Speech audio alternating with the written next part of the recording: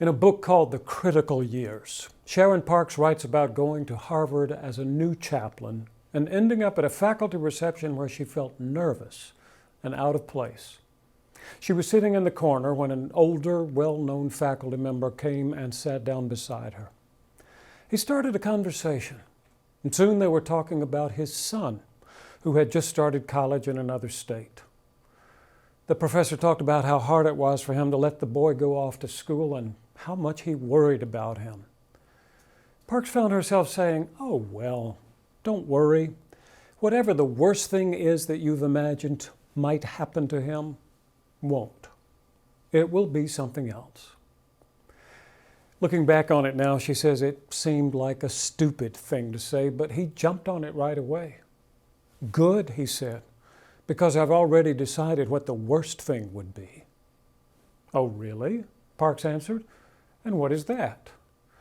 "The worst thing," the man said, "would be for him to come to the place where it was no longer possible for him to make meaning." Parks uses that conversation to launch a long discussion about the ability to make meaning, something she calls faith.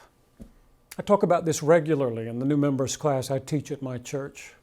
I tell those new members that we all have some way of making sense of the world we live in, some framework of understanding on which to hang our experience. If we step outside and a bird flies past, we might say, "Oh, yes, that's right, birds fly." And we hang that experience in its proper place on the framework.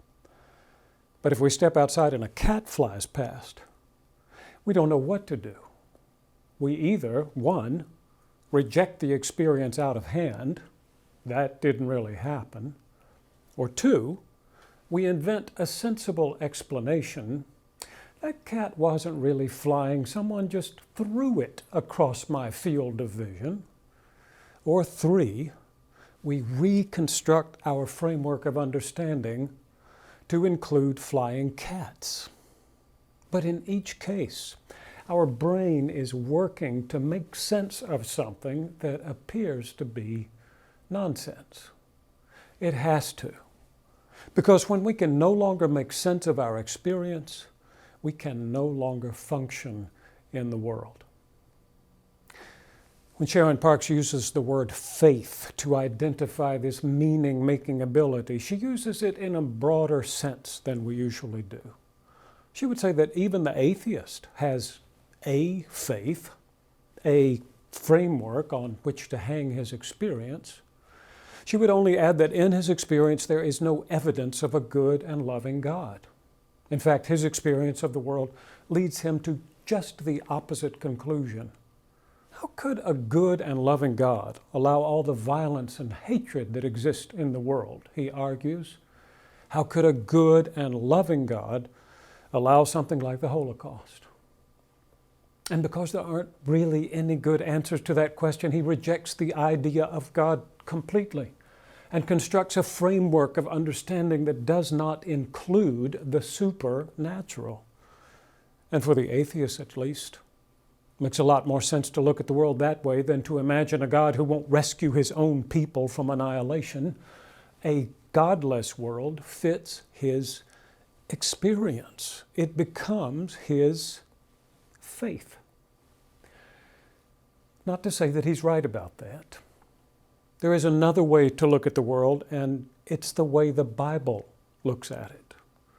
The Bible presents the world as the gift of an all-powerful and all-loving Creator who wanted nothing more than to be in relationship with the people he had made.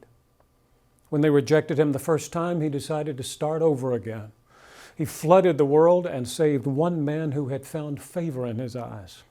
His hope was that this man would teach his children to love and serve the Lord, and they in turn would teach their children, and so on and so forth until the whole world was filled with good and godly people. It didn't work. But this time, instead of starting over, God started with one man among many and promised him an inheritance and an inheritor if he would only stay faithful. He did. And through Abraham came Isaac, and then Jacob, whose name was later changed to Israel. Through his 12 sons came the 12 tribes of a new nation who were delivered from their slavery in Egypt and brought into the promised land. They settled there. They raised crops and reared children. They crowned a king who laid claim to more land. But then the kingdom was divided, and the kings became corrupt, and the Assyrians conquered the north, and the Babylonians conquered the south, and they were taken into exile so that it looked as if all was lost until a remnant returned to the land and worked to rebuild Israel. And through the years, they nourished the hope that one day all would be well again, that a king would take the throne who would restore the nation to its former glory, a king whose name would be Messiah. Whew.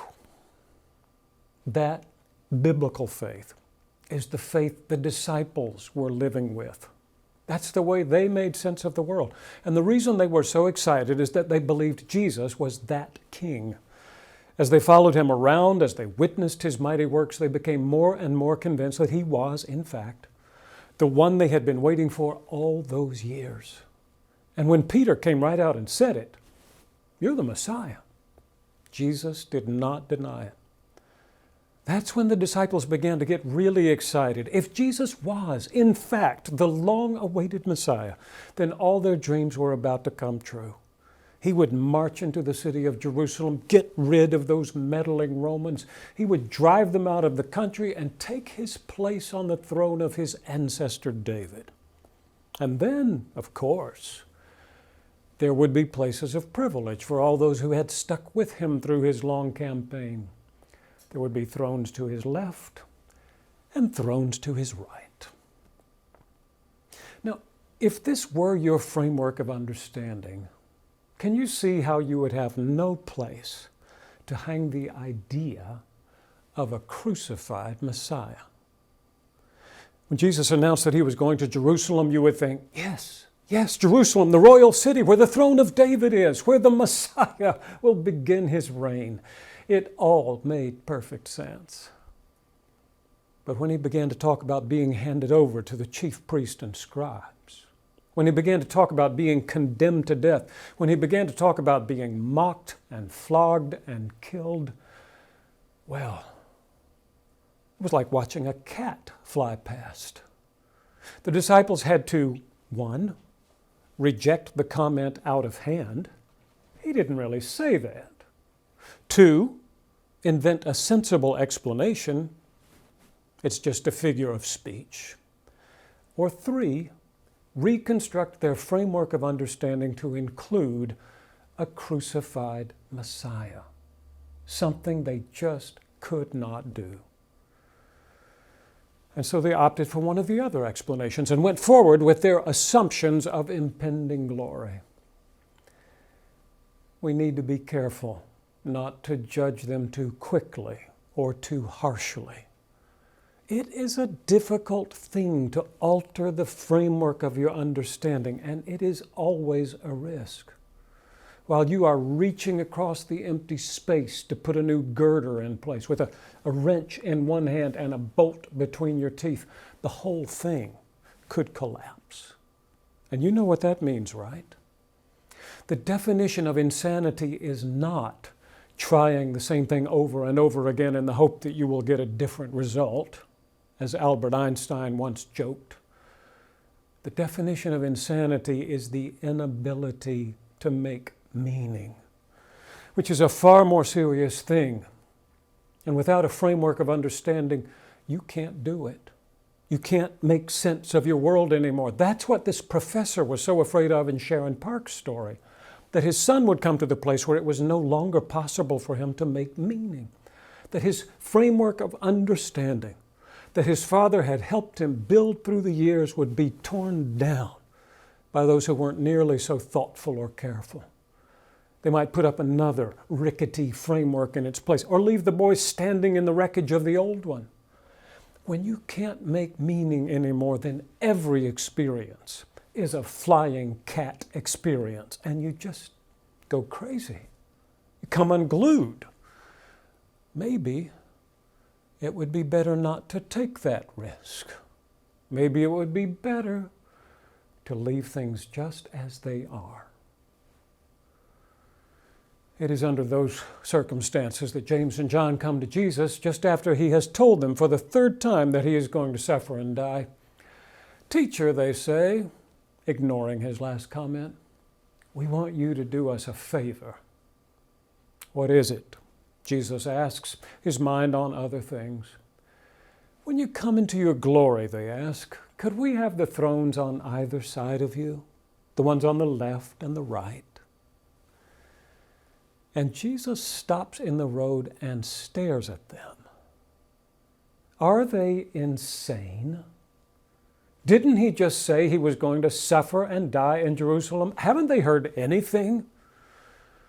There is a long silence before he answers, and when he does, he tries another approach. "Can you drink the cup that I drink? Can you be baptized with the baptism that I am baptized with?" We know exactly what he means. He's talking about the cup of suffering. He's talking about baptism by fire. But James and John don't seem to have a clue. Or maybe they are just in deep denial. "Sure," they say, "no problem." And Jesus shakes his head with wonder and also with sadness. "Oh, you'll drink the cup, all right," he says, "and you will experience the baptism, but as for who gets the thrones on my left and right, well, that's not for me to say." When the other disciples heard about it, they were furious. The nerve of these two asking for the positions of privilege before any of the rest of them had had a chance. And when Jesus heard about it, he broke up the fight, called them together, and tried to do for them the kindest thing he could do. He tried to reconstruct the framework of their understanding, loosening the bolts, taking down the girders, putting it all back together for them in a way that made sense. Not in the top-down, me-first way of the world, but in the bottom-up, others-first way of the kingdom. "You know," he said, "that among the Gentiles, those whom they recognize as their rulers lord it over them, and their great ones are tyrants over them." They nodded their heads. Yes, that's exactly how it was. And we should pause long enough to nod our heads too, because that's still how it is. And we 21st century Americans know that better than most. We recognize the structures of power. They fit neatly into our framework of understanding. Yes, we say, go on. No, Jesus says, stop. And as he continues to pull down that old framework, he says, it is not to be so among you. He clears away the wreckage, sweeps the foundation, and then he begins to put the first girders of a new framework in place. Whoever wishes to become great among you, he says, grunting, must be your servant. And whoever wishes to be first among you must be slave of all. And then he wipes the sweat from his brow and jerks a thumb back toward himself and says, for the Son of Man came not to be served, but to serve, and to give his life a ransom for many. Can you imagine the frightened looks on their faces as Jesus goes about his work, twisting his wrench, taking down the framework of their old understanding, putting up a new one in its place? It all sounds like loud, clanging madness to them, like lunacy. How can you become great by being a servant? How can you be first by being a slave to all? Why would the Messiah, the King, want to give up his life? They feel that old framework trembling, threatening to collapse. They take a quick look down from that dizzying height. They fear they will never be able to make sense of the world again. But as they look into Jesus' eyes, they see no madness there. If anything, they see the opposite. The kind of clear-eyed sanity that makes them wonder if it is they and not he who have gotten it all wrong. It's not the nerve of James and John I'm worried about. It's the nerve of Jesus. Asking us to tear down our old frameworks of understanding. Asking us to put up new ones in their place. And then there's the matter of my own nerve. I'm not sure I'll be able to do what he asks. But here is the truth. Unless we tear down the old frameworks, unless we put up some new ones, we will never be able to make sense of Jesus or this crazy mixed up kingdom he keeps talking about. When I first preached from this passage, I preached it with the old framework firmly in place. I ended by saying, if you want to be great, don't grab all the power you can get. No, serve all the people you can serve. But do you see how that's just another means to the same selfish ends? Imagine Mother Teresa saying to herself all those years ago, I sure would like to win the Nobel Peace Prize. Maybe I'll go down to Calcutta and help out some poor little orphans and some sorry-looking lepers. That ought to do the trick. You know what we would have said to her if she talked like that?